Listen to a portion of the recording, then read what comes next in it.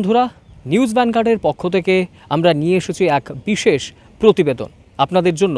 মুখ্যমন্ত্রী সমীপেশু এই প্রতিবেদনের মাধ্যমে আমরা সাধারণ মানুষের কাছে যাচ্ছি, বিভিন্ন বিধানসভা এলাকার যে সাধারণ মানুষরা রয়েছেন তাদের কাছে যাচ্ছি এবং তাদের কাছ থেকে জানার চেষ্টা করছি তাদের এলাকার কি সমস্যা রয়েছে, মুখ্যমন্ত্রীর কাছে তাদের কি প্রত্যাশা রয়েছে সেগুলি জানার চেষ্টা করছি। এই মুহূর্তে আমরা দাঁড়িয়ে রয়েছি ৮ টাউন বর্দোয়ালি বিধানসভা কেন্দ্রে। অবশ্যই এই ৮ টাউন বর্দোয়ালি বিধানসভা কেন্দ্র রাজ্যের মুখ্যমন্ত্রী ডক্টর মানিক সাহার নির্বাচনী ক্ষেত্র এবং এখান থেকেই তিনি বিজয়ী হয়েছেন। এখানকার সাধারণ মানুষদের কি সমস্যা রয়েছে বিভিন্ন জায়গার সেগুলো জানার চেষ্টা করব। একই রকমভাবে প্রত্যাশা কি রয়েছে মানুষের মুখ্যমন্ত্রীর কাছে সেগুলো জানার চেষ্টা করব এবং অবশ্যই আপনাদের সামনে তুলে ধরব গোটা বিষয়টা। দিদি, এই এলাকাটার নাম কি আছে? এটা এডিনগর 39 নম্বর ওয়ার্ড, ৮ বর্দোয়ালিতে। তো আপনি তো এই সেন্টারে এলেন, স্বাস্থ্যকেন্দ্রে এলেন, তো এটার পরিষেবা কীরকম পাচ্ছেন? পরিষেবা বলতে এটা তো এই স্বাস্থ্যকেন্দ্র কেন্দ্রটা তো এখন নতুন উদ্বোধন হয়েছে, তো এই তো 4 দিন হলো উদ্বোধন হয়েছে। এখন তো আমি এসেছি এটা দেখার জন্যেই মোটামুটি এসেছি, তো ভাবলাম যে একটু প্রেশারটা চেক করে নিই, প্রেশারটাও চেক করে নিলাম। তারপরে ম্যাডাম আমাকে কিছু ভিটামিন ওষুধ দিল, ক্রিমির ট্যাবলেটও নিলাম। তো দেখলাম যে এখানে ওআরএস থেকে শুরু করে মোটামুটি জ্বরের ওষুধ, প্রাথমিক চিকিৎসা যেগুলি ওইগুলি এখানে মোটামুটি আছে। তো ম্যাডাম বলল যে মানে একজন ডক্টরের ব্যাপার বলতে প্রেসক্রিপশনটা এখানে করার জন্য ওনাকে মানে দেওয়া হয়নি, প্রেসক্রিপশনটা উনি করতে পারবেন না। ধরেন কোনো টেস্ট দরকার হলে ধরেন এখানে সুগার টেস্ট, তারপরে আরও কী জানে মানে প্রাথমিক যেগুলি টেস্ট ওইগুলি এখানে আছে। দেখলাম যে এখন একটা মাসিমণি এসছে সুগার টেস্ট করার জন্য, তো ওইটাও দেখছি ম্যাডাম এখানে করছে, সিএচও ম্যাডাম। তো একজন ডাক্তার হলে মনে হয় এখানে একটু ভালো হতো। এটা আমার সরকারের কাছে আমার এটা একটা আবেদন থাকবে যে একজন ডাক্তার যদি থাকে তো মোটামুটি একটা চিকিৎসা এখানে আমাদের হবে। আমরা তো এখানে আগে আমরা উন্নয়ন সংঘ হসপিটালে যেতাম, তো এখন তো আমাদের এখানে একদম কাছে হয়ে গেছে, তাতে আমাদের অনেকটা সুবিধা হয়েছে। আপনার নামটা? আমার নামটা বেবি দেবনাথ। দাদা, এই জায়গাটার নাম কি? সুভাষপুরি। ৮ টাউন বর্দোয়ালি। ৮ টাউন বর্দোয়ালি সুভাষপুরি। আপনার এলাকাতে কি কোনো সমস্যা আছে? না রাস্তাঘাট বা না না না না, সব ঠিকঠাকই আছে, কোনো সমস্যা নেই। এমনিতে বিদ্যুতের বিল আপনি তো নিশ্চয়ই দিচ্ছেন প্রতি মাসে, কোনো সমস্যা হচ্ছে বা আগের তুলনায় কি বেশি বা কম কিছু হচ্ছে? মুখ্যমন্ত্রীর কাছে আপনার কি প্রত্যাশা থাকবে আগামী দিনে? তিনি তো আবারও মুখ্যমন্ত্রী হয়েছেন, কি প্রত্যাশা থাকবে?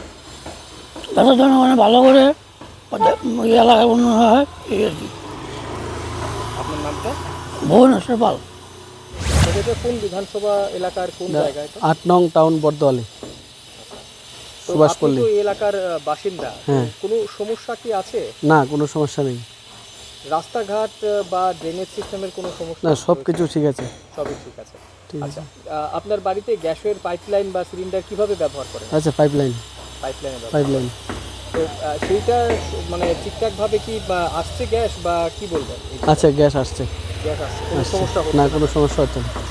আমরা তো সবাই জানি রাজ্যের মুখ্যমন্ত্রী আবারও তিনি পুনর্নির্বাচিত হয়েছেন, মুখ্যমন্ত্রী আবারও হয়েছেন।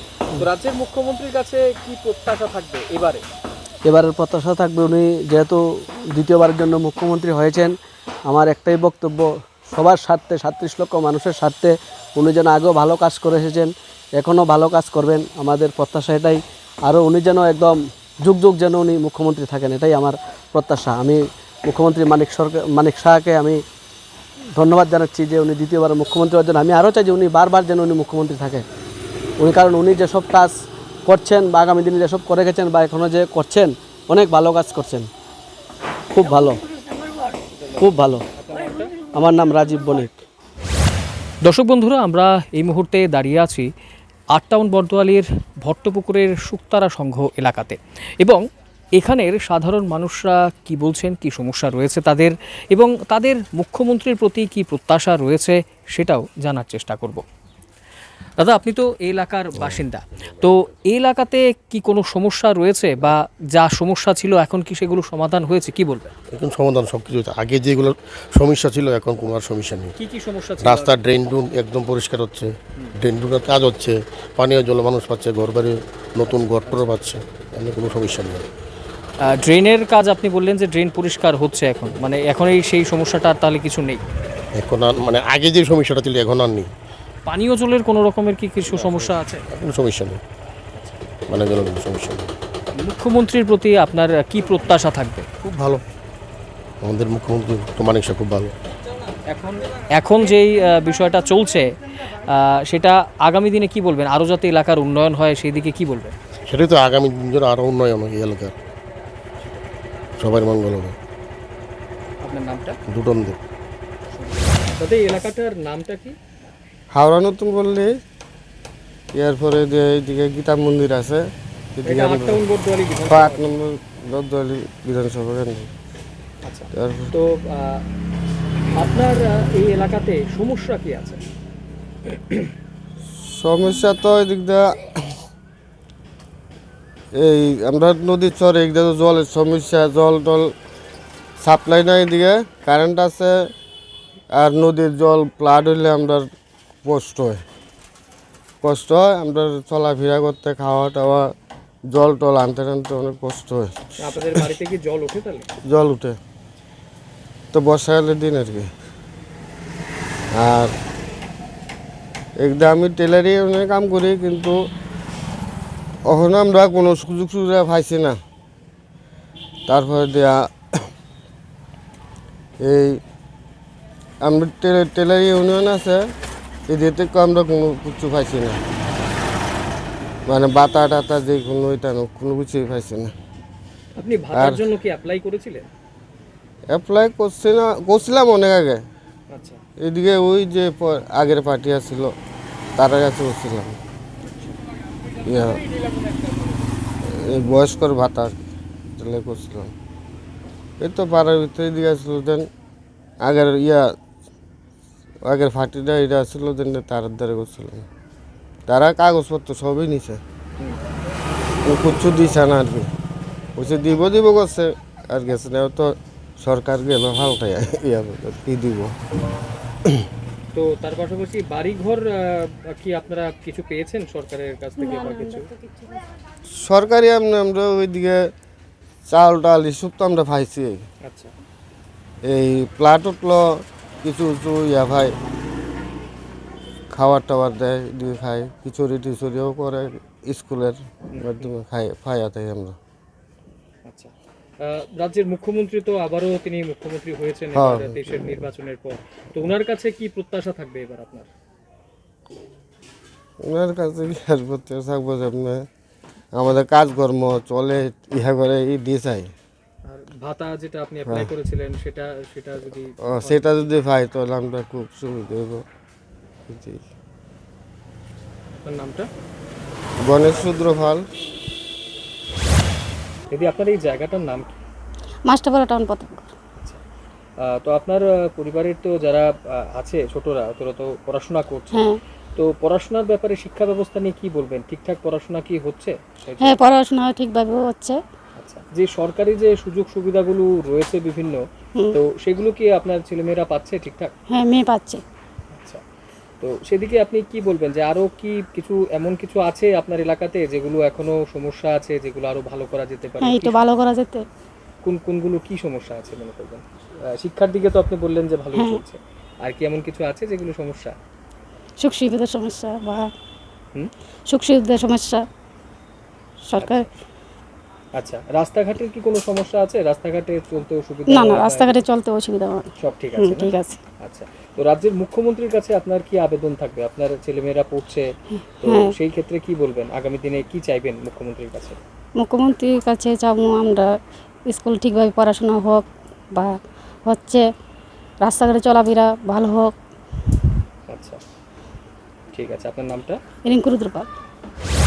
দর্শক বন্ধুরা, আমরা এই মুহূর্তে দাঁড়িয়ে রয়েছি 8 টাউন বটদোয়ালির এই হাওড়া নদীর ঠিক তীরে দাঁড়িয়ে রয়েছে এবং স্টিল ব্রিজ সংলগ্ন এলাকাতে রয়েছি এবং এখানে যে জিনিসটা আমরা দেখতে পাচ্ছি যে নদীর এমব্যাঙ্কমেন্টের কাজ চলছে এবং এই পার বাঁধানোর কাজ অবশ্যই কিন্তু সাধারণ মানুষের সুবিধার্থেই করা হচ্ছে, কারণ আমরা জানি যে প্রত্যেক বছরই বর্ষার মরশুমে একটু বেশি বৃষ্টি হলেই যারা নদীর তীরবর্তী যারা বাসস্থান রয়েছে তাদের কিন্তু প্রচুর সমস্যা হয়, তাদের বাড়িতে জল ঢুকে যায় এবং তার পাশাপাশি সেখান থেকে দেখা যায় অনেক সময় তাদেরকে কিন্তু অন্য জায়গায় অন্যত্র তাদের কিন্তু সরিয়ে নিতে হয়।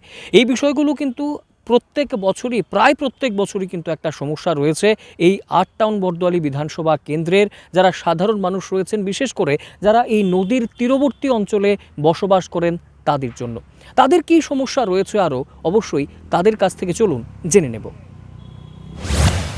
দাদা, এই এলাকাটার নামটা? নর্থ বরদোয়ালি ধরে আর কি। আচ্ছা, আপনার এলাকাতে কি সমস্যা আছে? আমাদের এখানে তো কোনো সমস্যা নাই। সমস্যা হয়েছে আমরা ধরুন আমরা তো নদীর পাড় থাকি, আপনার এই প্লাট বা বন্যা টন্যা হইলে একটু জল উঠে আর কি, এই হচ্ছে ঘটনা আর কি। একটু প্লাট হইলে জল উঠে, এতটুকু সমস্যা। এমনিতে ড্রেনেজের কোনো সমস্যা বা রাস্তার কোনো ব্যাপার কি আছে? বা না না না, এমনি সব ঠিক আছে। মশা কিরকম আপনাদের? মশা তো থাকবে, এটা আমার মশা তো প্রচুর মশা আছে। পরিষ্কার পরিচ্ছন্নতা কিরকম আছে আপনাদের এলাকাতে? ওই তো আমরা নিজেরই তো এমনি তো মিউনিসিপালিটি থেকে লেবার পরিষ্কার করতেছি, এরপর ধরুন আমরা নিজেরাও তো কিছু আছে, ওটা পরিষ্কার রাখি আর কি। আচ্ছা, এমনিতে বিদ্যুতের কানেকশন তো নিশ্চয়ই আছে, সেখানে বিলটার ব্যাপারে কি বলবেন? বিলটা তো মনে করেন আগে আজকাল থেকে বছর অনেক আগেও আপনি মাসে মাসে আইতো বিলটা নিত, এখন ধরেন না কোনো মাসে 2-3 মাস পরও আয়ে বা 1 মাস পর আয়ে, 2 মাস 3 মাস পর আয়ে আর কি। মাসে মাসে আইলে ভালো আর কি। বিলটা তো বাড়ছে, এটা তো বেশি উঠবই। তো আপনার মুখ্যমন্ত্রীর কাছে আপনাদের কি প্রত্যাশা থাকবে? মুখ্যমন্ত্রীর কাছে কি চাইবেন এই মুহূর্তে? এটাই তো যা যেরকম আছে এরকম যাতে আরও ভালো এর মধ্যে স্যারের কাছে থাকবে, তো আমার এলাকা হইতো এটা, এই হচ্ছে ঘটনা। ঠিক আছে, আপনার নামটা? আমার নাম সঞ্জিত কুমার দেব। এটা কোন এলাকা? মাস্টারপাড়া, টাউন পর থাকবো মাস্টারপাড়া। আচ্ছা, তো আপনার এই এলাকাতে কি সমস্যা আছে?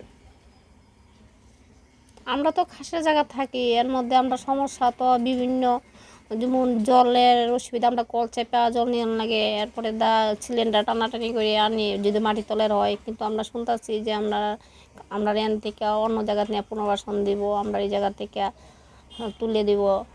তো যদিও দেয় তাহলে আমরা তো বাচ্চারা স্কুলে লেখাপড়া করে কাছাকাছি স্কুলে আসি এখন, আর যদি দূরে দেয় তো আমরা সমস্যা হয়ে যাবো গা। বা আমরা যেমন একটা দোকান নিয়ে আমি কাজ করতেছি, এখন যদি আমরা দূরে দিয়ে দিতাম আমরা কী করে চলুম, চলাফেরাও সবই হয়ে যাবো গা। কি তো জলের সমস্যা আপনি বললেন, পানীয় জলের, তো জলে আপনার বাড়িতে জলের লাইন কি আছে? সাপ্লাই লাইন আছে? না না নাই, আমরা এদিকে নাই। তো কি করে আপনারা মানে খাওয়ার জল কিভাবে ব্যবস্থা করেন? কলের থেকে তারপর ফিল্টার করে? আচ্ছা, রাজ্যের মুখ্যমন্ত্রী তো আবারও তিনি পুনঃপ্রতিষ্ঠিত হয়েছেন, আবারও মুখ্যমন্ত্রী হয়েছেন, তো মুখ্যমন্ত্রীর কাছে আপনাদের কি আবেদন থাকবে এই যে সমস্যাগুলো বললেন সেগুলোকে কেন্দ্র করে? আমরা 1 নম্বর আবেদন হইল যে আমরা শুনতেছি আমরা এই জায়গা থেকে লাইনে পুনর্বাসন অন্য জায়গা দেওয়া হইব, যদি দূরে দেয় তো আমরা বিরাট সমস্যা হইব। আমরা যদি কাছাকাছি এদিকে দেয় তাহলে তো আমরা সুবিধা হইব, আমরা চলতে পারবো, নাহলে তো আমরা সংসারই চলতো না। খোলাপানি স্কুলে আছে, কাছাকাছি ওখানে আছে, যেমন তুলসীবতী নেতাজি স্কুল, তখন তো আমরা এই সমস্যাটা আমরা বিরাট হয়ে দাঁড়াইব যদি আমরা অন্য জায়গা নিয়ে দেয়। মানে আপনি চাইছেন যাতে কাছে যাতে কোথাও কোনো 1 কিলোমিটার মধ্যে যদি হয় তো এটা সমস্যাটা অতটা হইতো না, নাহলে তো আমরা সংসার চলতো না, কি করে চলুন।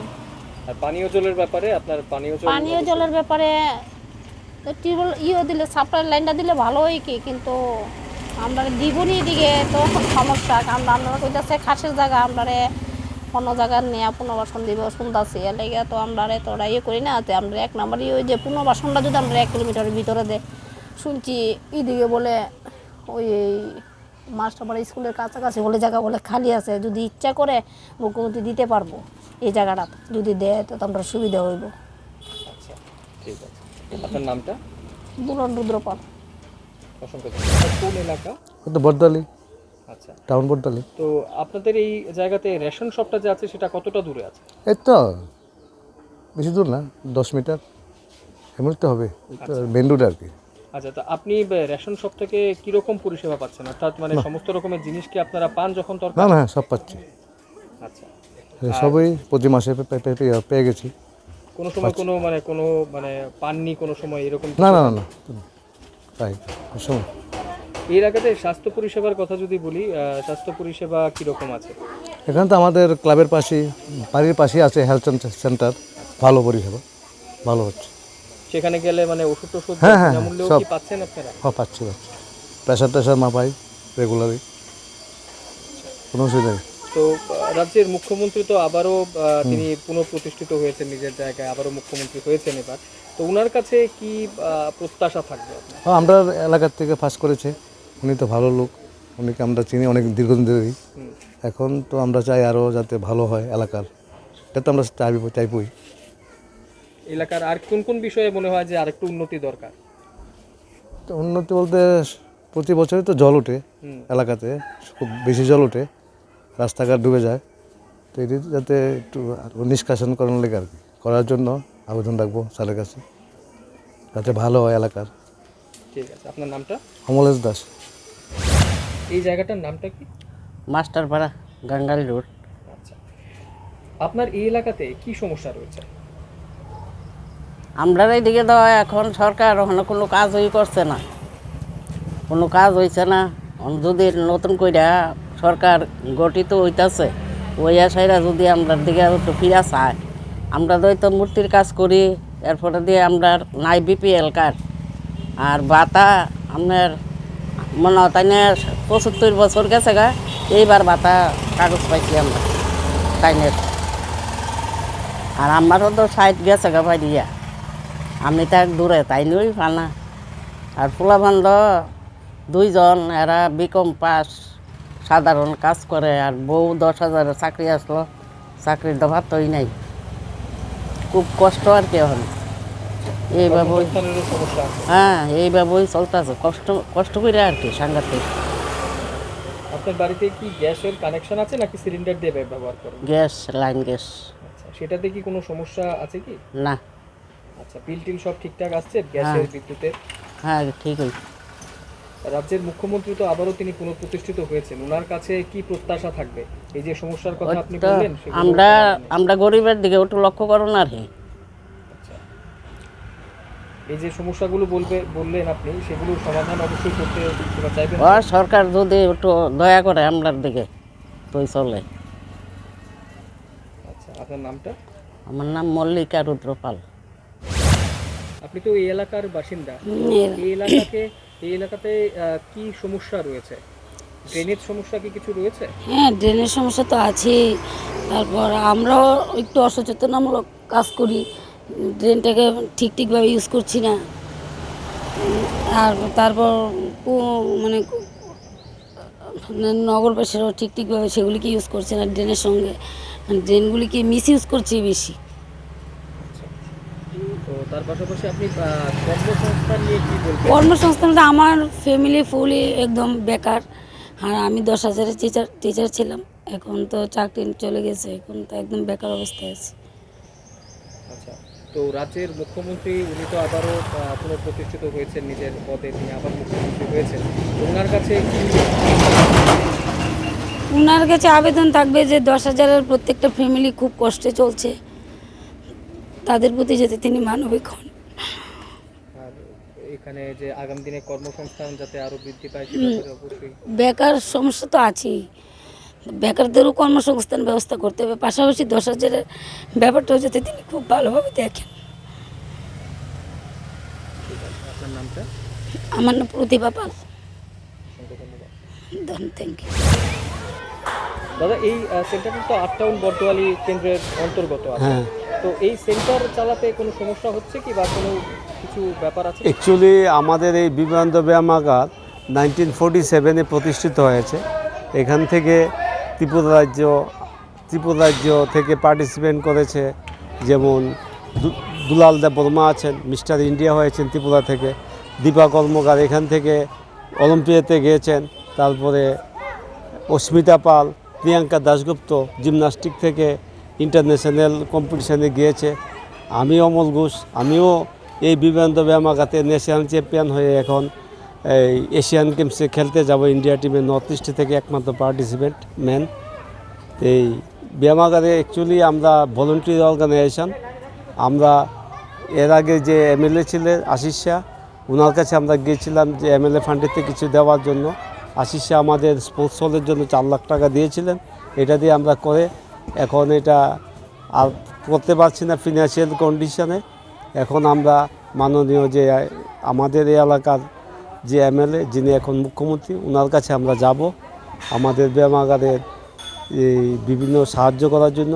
ওনার কাছে একদিন আমরা কথা প্রসঙ্গে বলেছিলাম, উনি বলেছিলেন আমিও এই বিবেকানন্দ ব্যায়ামাগারে ব্যায়াম করেছি, তাই আপনারা আসবেন কিন্তু ইলেকশনের পরে। তো ইলেকশনের পরে আমরা একটা টাইম করে এখানে যাব, কারণ এখানে যারা ওমেন্স টিম আছে এবং বাচ্চারা আছে আমরা তাদের থেকে কোনো কালেকশন নেই না, মান্থলি কোনো সাবস্ক্রিপশান নেই না, শুধু অ্যাডমিশন ইয়ারলি 120 টাকা এই। আর আমরা যারা ব্যায়ামাগারের ছেলেরা আছি ব্যায়াম করি, আমরা মান্থলি আগে 20 টাকা নিতাম, এখন 100 টাকা করে নিয়ে এটা দিয়ে আমরা চালাচ্ছি। আমরা কোনো সোশ্যাল অর্গানাইজেশন হিসেবে আমরা যে কমার্শিয়ালে অনেকে আছে অনেক ক্লাব ভাড়া দেয় এই দিয়ে, আমরা এগুলি করি না। এটাকে সুস্থ এবং সুস্বাস্থ্য পরিবেশ রাখার জন্য যাতে সমাজে যাতে স্বাস্থ্য পরিবেশ গড়ে ওঠে এবং যাতে যুবকরা খেলাধুলার মাধ্যমে যেটাকে বলে স্ট্রেংথ ইন্ডিয়া, সেই জন্য আমরা কাজ করছি এবং আগামী দিনে করব। আপনাদের সহযোগিতায় যাতে আমরা ভবিষ্যতে ব্যায়ামাগার ইনফ্রাস্ট্রাকচার ডেভেলপমেন্টের জন্য আপনাদের মাধ্যমে আমরা সরকারের কাছে বার্তা দিতে চাই, যাতে আগামী দিন আমাদের মুখ্যমন্ত্রীর কাছে আমাদের প্রত্যাশা হবে, যেহেতু উনি আমাদের এলাকার এমএলএ এবং মুখ্যমন্ত্রী, উনি আমাদের ব্যায়ামাগারের আগে ব্যায়াম করেছেন, উনি নিজে বলেছেন, তাই আগামী দিন মুখ্যমন্ত্রীর কাছে থাকবে আমাদের যে স্পোর্টস হলটা আছে সেটাকে কমপ্লিট করার জন্য মুখ্যমন্ত্রীর তরফ থেকে আমাদেরকে কিছু ফান্ড ডাইভার্ট করার জন্য। পাশাপাশি আমাদের যে বিবেকানন্দ ব্যায়ামাগারটাকে দেখছেন 1947-এ হয়েছে, বৃষ্টি হলে প্রায় জল উঠে যায় বেশি বৃষ্টি হলে, তাই এটাকেও ডেভেলপমেন্ট করার জন্য আমরা মুখ্যমন্ত্রীর কাছে যাব। আশা করি উনি আমাদেরকে সহযোগিতা করবেন। আপনার নামটা? আমার নাম অমল কুমার ঘোষ, আমি বিবেকানন্দ ব্যায়ামাগারের জয়েন্ট সেক্রেটারি। দর্শক বন্ধুরা, এতক্ষণ পর্যন্ত আমরা ছিলাম 8 টাউন বরদোয়ালি বিধানসভা কেন্দ্রে। রাজ্যের মুখ্যমন্ত্রী ডক্টর মানিক সাহা এই কেন্দ্র থেকেই বিজয়ী হয়েছেন এবং এখানকার সাধারণ মানুষ যারা রয়েছেন, মুখ্যমন্ত্রী সমী পেশু এই অনুষ্ঠানের মাধ্যমে আমরা তাদের যে সমস্যা রয়েছে, তাদের যে প্রত্যাশা রয়েছে রাজ্যের মুখ্যমন্ত্রীর কাছে, সেগুলোই আপনাদের সামনে তুলে ধরেছি। এবং অবশ্যই শুধুমাত্র এই কেন্দ্রই নয়, রাজ্যের 7টা বিধানসভা কেন্দ্রই আমাদের প্রতিনিধিরা ঘুরবেন এবং সেখানকার সাধারণ মানুষের সঙ্গে কথা বলবেন এবং বলে যে সমস্যাগুলো তারা বলবেন, তার পাশাপাশি যে প্রত্যাশা রয়েছে তাদের সমস্তটাই আমরা মুখ্যমন্ত্রীর দরবারে তুলে ধরব এবং তার পাশাপাশি অবশ্যই যে সমস্যাগুলো রয়েছে সেগুলো মুখ্যমন্ত্রী সমাধান করবেন, এমনটাই কিন্তু আশা করছেন গোটা রাজ্যের এবং তার পাশাপাশি 8 টাউন বরদোয়ালির যে সাধারণ মানুষরা রয়েছেন তারা। প্রশান্ত দেবরায় এবং অর্ণব বিশ্বাসের স্পেশাল রিপোর্ট, নিউজ।